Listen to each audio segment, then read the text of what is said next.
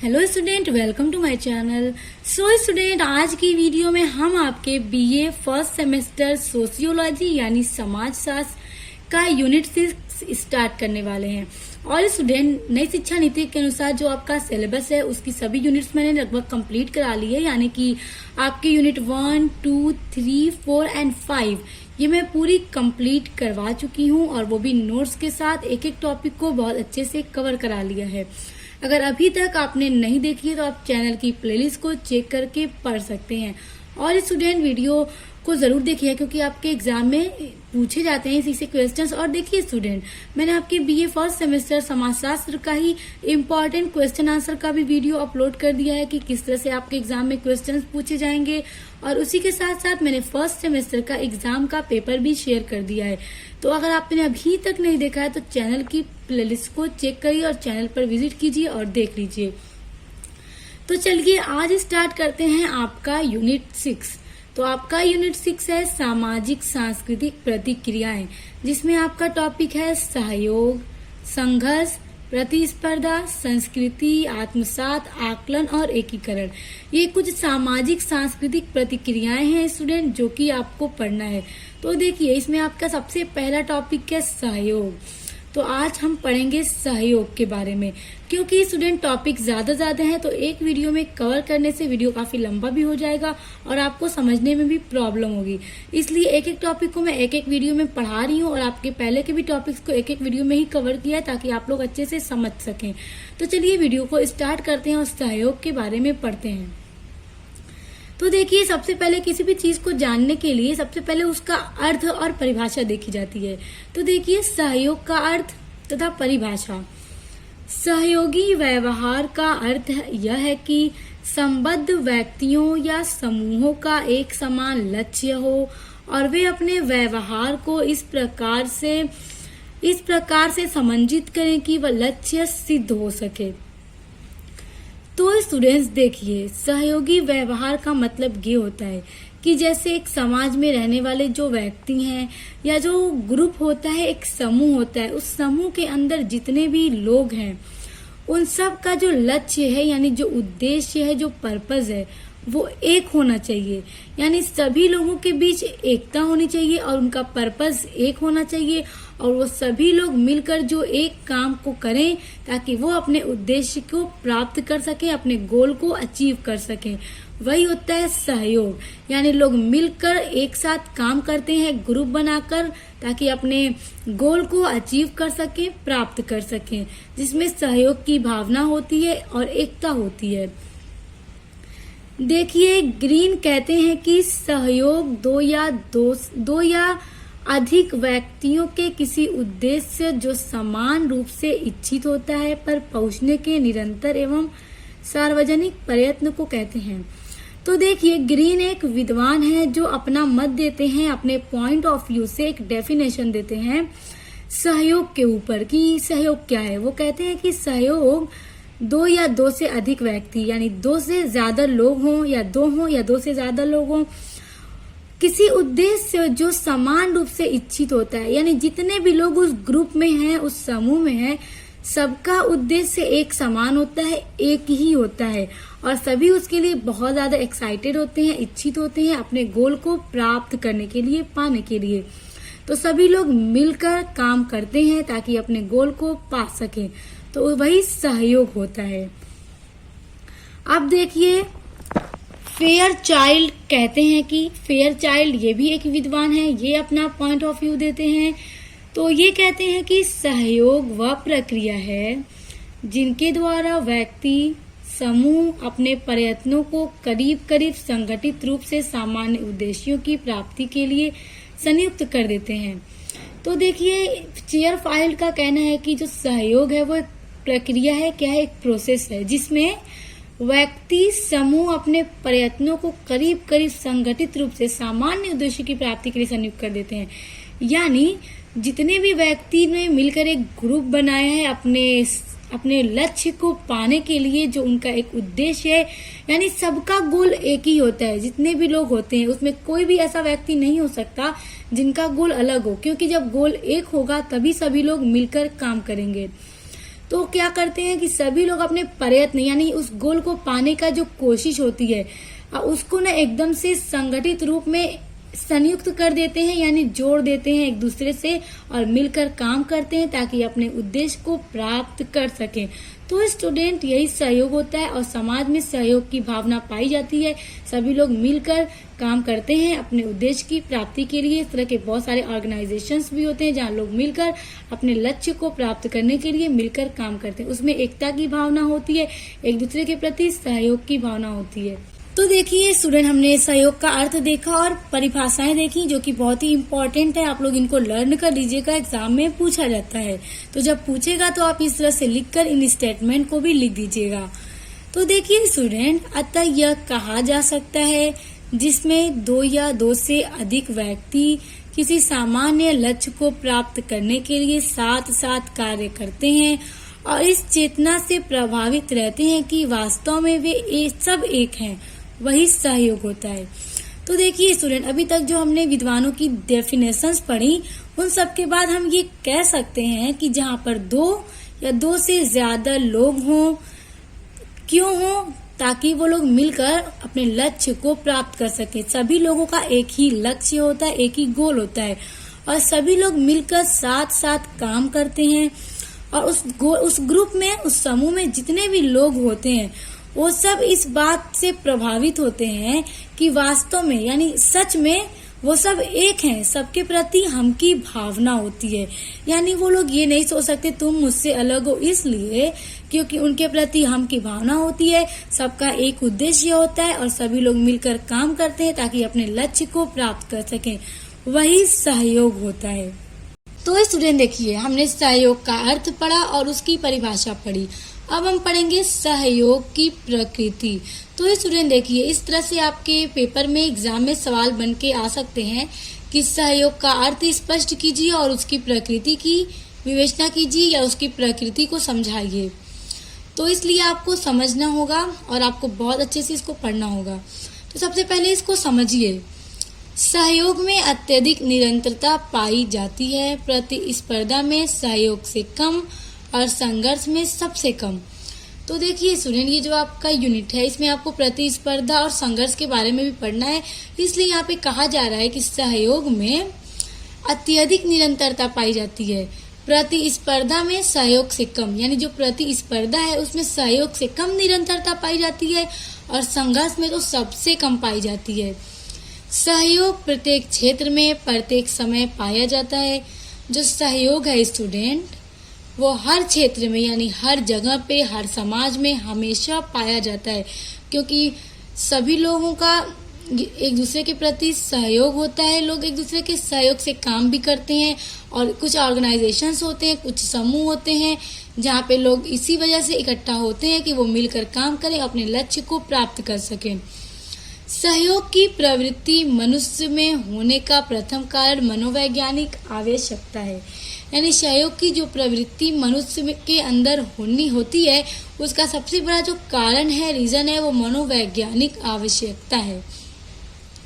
बच्चा परिवार में जन्म लेता है, परिवार के सदस्य इसका पालन पोषण के साथ साथ सहयोग का पाठ भी पढ़ाते हैं। तो देखिए स्टूडेंट, यहाँ पे इससे समझिए कि सहयोग की क्या प्रकृति है। देखिए, एक बच्चा पैदा हुआ तो परिवार के लोग क्या करते हैं, उसका पालन पोषण करते हैं, उसका ख्याल रखते हैं, उसकी सभी ज़रूरतों को पूरा करते हैं। और ऐसा नहीं है कि बस वो उसका पालन पोषण करते हैं और उसकी ज़रूरतों को ही पूरा करते हैं, उसके साथ ही साथ परिवार के सदस्य उसे सहयोग के बारे में भी पढ़ाते हैं, सहयोग के बारे में सिखाते हैं, इसका भी पाठ पढ़ाते हैं। क्यों? ताकि जब बच्चा धीरे धीरे बड़ा होगा तो उसके अंदर भी सहयोग की भावना आ जाए, वो भी इस बात को समझे कि हाँ, समाज में सहयोग भी कुछ होता है। तो ये क्या है, ये सहयोग की प्रकृति है कि बच्चे को बचपन से ही सिखाया जाता है ताकि जब बड़ा हो तो उसके मन में भी, उसके मन में अपने समाज के साथ एक दूसरे के प्रति सहयोग की भावना हो, हम की भावना हो और वो एकता के साथ लोगों के साथ मिलकर काम करे, लक्ष्य को प्राप्त कर सके। तो स्टूडेंट देखिए, सहयोग की प्रकृति भी हमने पढ़ ली एंड आई होप कि आपको समझ में भी आया होगा। अब स्टूडेंट देखिए, बहुत ही इम्पोर्टेंट टॉपिक है सहयोग का स्वरूप, जो कि एग्जाम में पूछा जाता है, बहुत इम्पोर्टेंट है। तो इसको देखिए, विभिन्न अवसरों और विभिन्न संगठनों में पाया जाने वाला सहयोग सदैव समान प्रकृति का नहीं होता। यानी स्टूडेंट, सहयोग का स्वरूप से मतलब ये है कि जो सहयोग होता है उसके कितने स्वरूप हैं, कितने रूप हैं, वो किस किस तरह का होता है। यानी समाज में जो सहयोग लोगों के प्रति पाया जाता है वो कितने टाइप का होता है। तो वही कहने का मतलब है कि विभिन्न अवसर यानी जो अवसर हैं, विभिन्न जो संगठन यानी जो ऑर्गेनाइजेशन है, उन सब में पाया जाने वाला जो सहयोग है सदैव यानी हमेशा समान प्रकृति का नहीं होता, एक जैसा नहीं होता, क्योंकि अलग अलग जगहों पे अलग अलग तरह का सहयोग भी पाया जाता है। विभिन्न समूहों, समितियों और संस्थाओं के सहयोगी प्रयत्नों की मात्रा और रूप एक दूसरे से भिन्न हो सकते हैं। तो स्टूडेंट देखिए, विभिन्न समूह, जो समूह है, जो समिति है और जो संस्था है, उनमें जो सहयोगी प्रयत्न है, यानी इन तीनों जगहों पे अलग अलग जो ग्रुप है, जो समिति है, जो संस्था है, उसमें जो लोग मिले हैं, इकट्ठा हुए हैं, किस लिए? अपने लक्ष्य को प्राप्त करने के लिए मिलकर काम करेंगे। तो उनकी जो सहयोग के प्रयत्न की मात्रा होती है, यानी अलग अलग जगहों पे जो लोग हैं, जो व्यक्ति हैं, उनका जो प्रयत्न है, जो कोशिश है, उसकी मात्रा एक दूसरे से भिन्न हो सकती है, अलग हो सकती है। अब जरूरी तो नहीं है हर जगह के लोगों की जो कोशिश है वो समान ही हो, अलग अलग भी हो सकती है, क्योंकि हर जगह का उद्देश्य अलग होगा। ऐसा तो नहीं है कि जो एक समूह के लोगों का उद्देश्य है वो दूसरे का भी हो, ऐसा नहीं है, अलग अलग भी हो सकता है। किसी समय सहयोग का क्षेत्र सीमित होता है और कभी अंतर्राष्ट्रीय स्तर तक हो सकता है। कहने का मतलब ये है कि कभी कभी जो सहयोग है उसका क्षेत्र सीमित हो जाता है और कभी कभी यही सहयोग अंतर्राष्ट्रीय स्तर तक पहुंच जाता है, यानी इंटरनेशनल स्तर तक, इंटरनेशनल लेवल तक पहुंच जाता है। क्या? ये सहयोग जो है। मैकाइवर व पेज, ऑगबर्न और नीमकॉफ तथा प्रोफेसर ग्रीन ने अपने दृष्टिकोण से सहयोग के अनेक स्वरूपों का उल्लेख किया है। देखिए स्टूडेंट, सहयोग हर जगह एक जैसा नहीं होता, इसका अलग अलग आकार है, अलग अलग रूप है, अलग अलग संस्थाओं में, अलग अलग समूहों में अलग अलग रूप है। तो जो मैकाइवर एवं पेज हैं, ऑगबर्न हैं और नीमकॉफ तथा प्रोफेसर ग्रीन हैं, ये सभी विद्वान हैं, समाजशास्त्री रहे हैं। इन्होंने अपने अपने दृष्टिकोण से यानी अपने अपने नजरिए से सहयोग का जो स्वरूप है उसके बारे में उल्लेख किया। यानी इन लोगों को, इन विद्वानों को जिस तरह से सहयोग का स्वरूप अपने हिसाब से जो लगा, उन्होंने उसके बारे में बताया है। तो आगे पढ़ते हैं, क्योंकि एग्जाम में इस तरह से क्वेश्चन बनते हैं और कई बार इस तरह का क्वेश्चन पूछा भी गया है कि मैकाइवर व पेज के अनुसार जो सहयोग का स्वरूप है उसका वर्णन कीजिए। तो इस तरह से इनका भी पूछ सकता है, नीमकॉफ तथा प्रोफेसर ग्रीन का भी पूछ सकता है और पूछा भी जाता है। तो चलिए इसलिए इसको पढ़ लेते हैं। तो देखिए स्टूडेंट, सबसे पहले हम देखेंगे क। मैकाइवर व पेज के द्वारा वर्गीकरण। किसका वर्गीकरण? सहयोग का वर्गीकरण। यानी मैकाइवर व पेज के द्वारा सहयोग कितने टाइप के हैं देखिए। पहला है प्रत्यक्ष सहयोग। सहयोग प्रत्यक्ष तब होता है जब अनेक व्यक्ति अथवा समूह आमने सामने के संबंधों द्वारा समान कार्य करते हैं। देखिए स्टूडेंट, मैकाइवर और पेज के द्वारा जो पहला सहयोग है वो प्रत्यक्ष सहयोग है। और सहयोग, कोई भी सहयोग प्रत्यक्ष कब होता है? जब एक से ज्यादा व्यक्ति यानी दो से ज्यादा अधिक व्यक्ति और समूह, जो समूह है उसमें जो लोग इकट्ठा हुए हैं आमने सामने होकर, यानी एक साथ एक जगह पे समान कार्य करते हैं, यानी एक ही काम को करते हैं और उनका उद्देश्य क्या होता है? एक होता है। सभी लोगों का उद्देश्य भी एक है और काम भी एक है। एक ही काम को बहुत सारे लोग मिलकर करते हैं ताकि जो उनका लक्ष्य है, जो गोल है, उसको प्राप्त कर सकें, अचीव कर सकें। तो इस तरह का जो सहयोग होता है वो प्रत्यक्ष सहयोग कहा जाता है। उदाहरण के लिए खेल के मैदान में एक टीम के खिलाड़ियों द्वारा एक दूसरे को दिया जाने वाला सहयोग। देखिए स्टूडेंट, एग्जाम्पल से आपको बहुत अच्छे समझ में आ जाना चाहिए। देखिए, दो टीम है अगर, तो एक टीम के जो खिलाड़ी हैं खेल के मैदान में, वो जब खेल रहे हैं तो अपने ही टीम के लोगों को सहयोग देते हैं, बिल्कुल देते हैं। तो इस तरह का क्या सहयोग है कि सबका, एक टीम के जितने खिलाड़ी हैं उनका एक ही लक्ष्य है कि हमें जीतना है, इसलिए वो एक दूसरे को सहयोग देते हैं, एक दूसरे की हेल्प करते हैं, सपोर्ट करते हैं, ताकि हमारी टीम क्या हो, जीत जाए। तो सबका लक्ष्य क्या है यहाँ पे सेम होता है, मिलजुल कर फसल बोना, काटना आदि प्रत्यक्ष सहयोग है। अब यहाँ देखिए दूसरा एग्जाम्पल क्या है कि जैसे एक खेत है, वहाँ पे किसान है, मान लीजिए एक फैमिली के सब लोग हैं, सब मिलके क्या कर रहे हैं, फैमिली के अगर नहीं है, आसपास के भी लोग हैं, पड़ोसी हैं, सब मिलके क्या कर रहे हैं, फसल को बो रहे हैं। तो सबका उद्देश्य क्या है, फसल को बोना, उगाना और काटना। सब क्या कर रहे हैं, एक ही काम कर रहे हैं और सबका उद्देश्य भी एक ही है। तो इस तरह का जो सहयोग होता है वो प्रत्यक्ष सहयोग होता है, जिसमें एक ही काम को किया जाता है एक उद्देश्य को प्राप्त करने के लिए। तो स्टूडेंट देखिए, अब इसमें दूसरा टाइप है अप्रत्यक्ष सहयोग। इस बात को ध्यान दीजिएगा, हम मैकाइवर व पेज का ही अभी पढ़ रहे हैं। तो देखिए अप्रत्यक्ष सहयोग क्या होता है।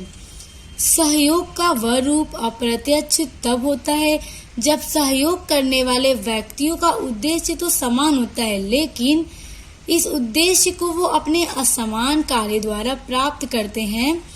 श्रम विभाजन अप्रत्यक्ष सहयोग का सर्वोत्तम उदाहरण है। तो स्टूडेंट देखिए, अप्रत्यक्ष सहयोग यानी देखिए एक समूह है व्यक्तियों का, और उस समूह के जितने भी लोग हैं उन सबका उद्देश्य क्या है, एक ही है। मतलब एक ही चीज को सबको पाना है, ठीक ना। सब चाह रहे हैं कि हम मिलकर काम करें और उस गोल को अचीव कर लें, पा जाएं। लेकिन क्या है कि सबका काम अलग अलग बटा हुआ है। इस तरह का जो सहयोग होता है वो अप्रत्यक्ष सहयोग होता है। जैसे स्टूडेंट देखिए, बात करें जैसे कॉलेज है या स्कूल है, वहाँ पे प्रिंसिपल है, टीचर हैं। तो क्या है, प्रिंसिपल का काम होता है, प्रिंसिपल का काम पढ़ाना नहीं होता है, स्कूल को संभालना, देखना, बाकी जितनी सारी जिम्मेदारियां वो प्रिंसिपल की होती हैं।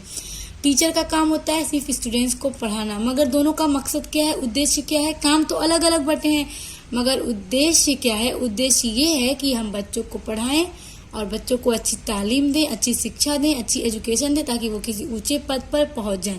तो पर्पस सबका एक होता है मगर काम क्या अलग बटा है। जैसे देखिए अलग अलग डिपार्टमेंट होते हैं, अलग अलग सब्जेक्ट हैं, सबका काम एक ही है मगर अलग अलग बटे होते हैं। तो सबका लक्ष्य एक ही है मगर काम अलग अलग बटा हुआ है। तो इस तरह का जो काम होता है वो अप्रत्यक्ष सहयोग कहलाता है। तो स्टूडेंट देखिए, मैकाइवर व पेज के द्वारा बस यही दो सहयोग हैं, प्रत्यक्ष सहयोग और अप्रत्यक्ष सहयोग। तो आई होप कि आपको ये बहुत अच्छे से समझ में आ गया होगा।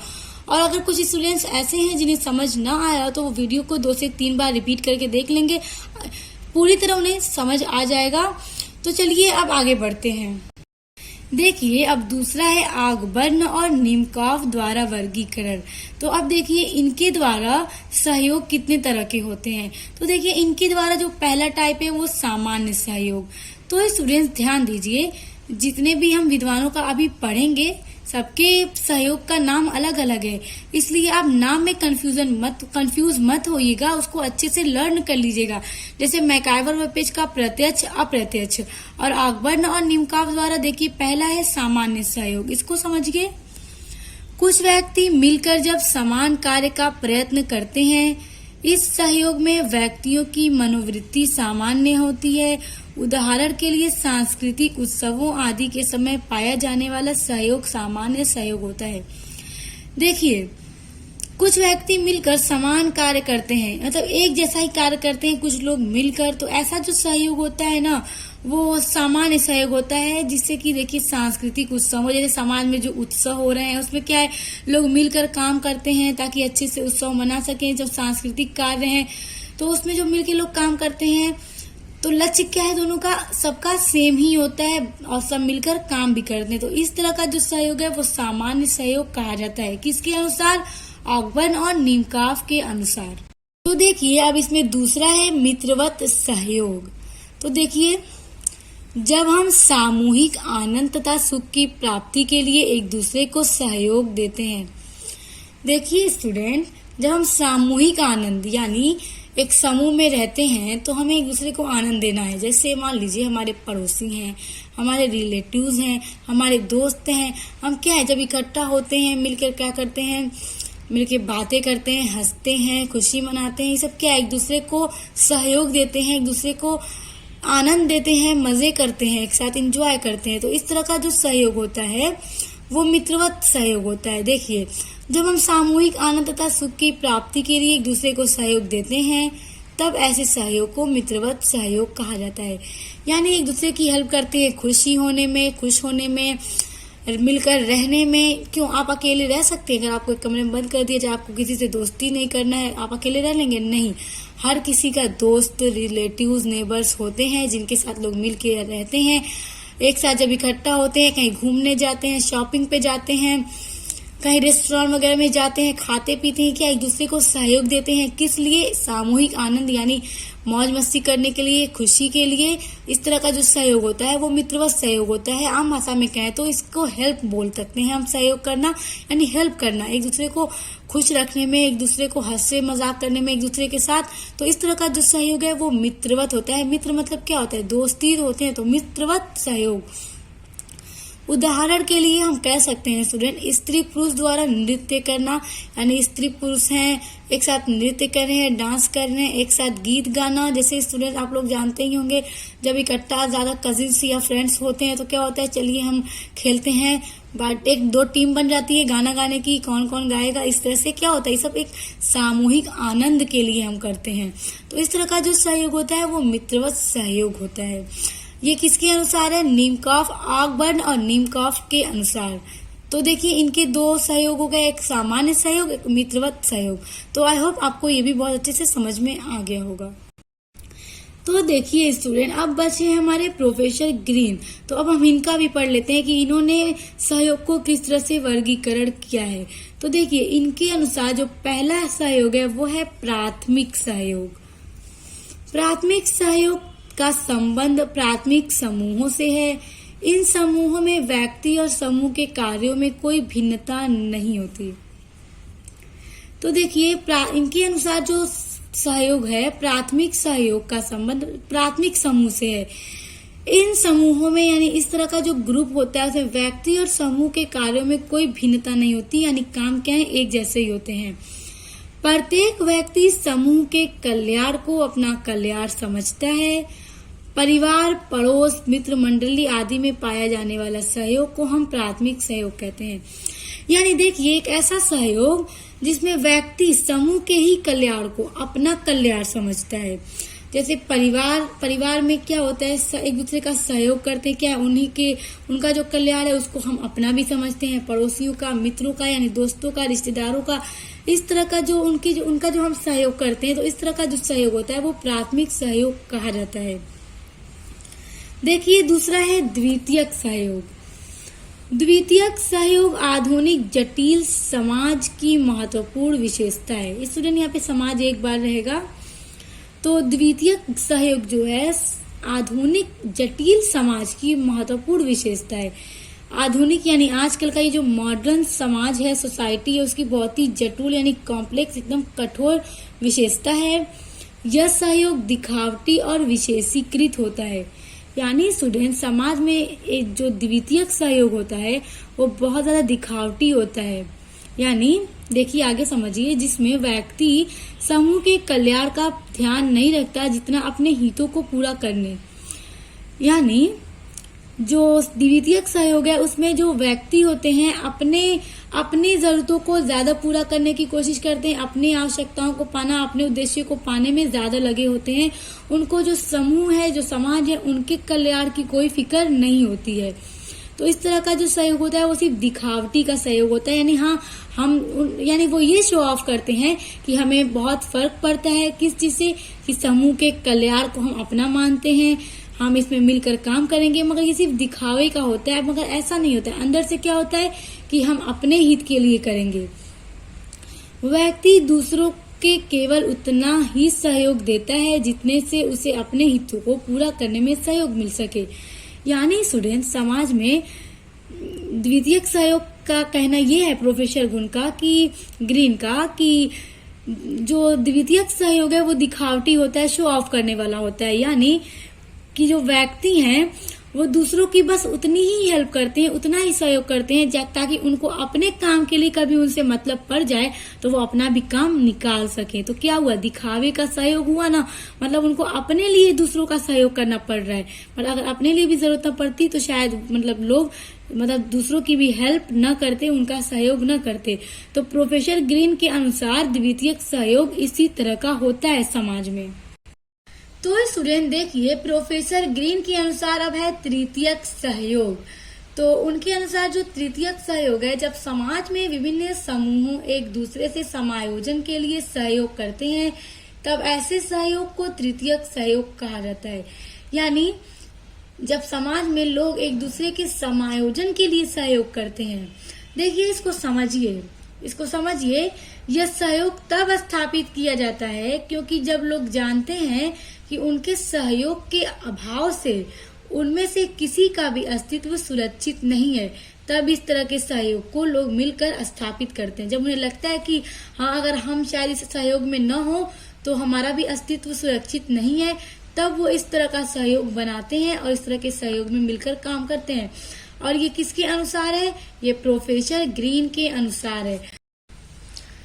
तो स्टूडेंट देखिए, इस तरह से आपके पेपर में क्वेश्चन बन जाएगा कि प्रोफेसर ग्रीन के द्वारा सहयोग का वर्गीकरण कीजिए या सहयोग का उल्लेख कीजिए। तो आपको पता होना चाहिए इनके अनुसार 3 तरह का सहयोग है। सहयोग को 3 तरह से वर्गीकरण किया है, प्राथमिक सहयोग, द्वितीयक सहयोग एंड तृतीयक सहयोग। तो आई होप कि आपको ये तीनों विद्वानों के सहयोग बहुत अच्छे से समझ में आ गए होंगे। स्टूडेंट अगर नहीं समझ में आया तो वीडियो को 2-3 बार रिपीट कर लीजिएगा। आई होप कि आपको पूरी तरह से समझ में आ जाएगा। और स्टूडेंट अपने बीए के किसी भी सेमेस्टर और किसी भी सब्जेक्ट को पढ़ने के लिए चैनल से जुड़ जाइए। अगर आपने अभी तक मेरे चैनल को सब्सक्राइब नहीं किया तो सब्सक्राइब कर लीजिएगा। और अगर आप आज पहली बार मेरे चैनल पर विजिट की हैं स्टूडेंट, तो आपको बता दूं, आपको मेरे चैनल पर बीए बीकॉम से रिलेटेड सभी सब्जेक्ट के इम्पोर्टेंट क्वेश्चंस, आंसर की वीडियोस और पेपर की वीडियोस और साथ ही साथ अपने सेमेस्टर का सभी नोट्स पढ़ने को मिलेगा।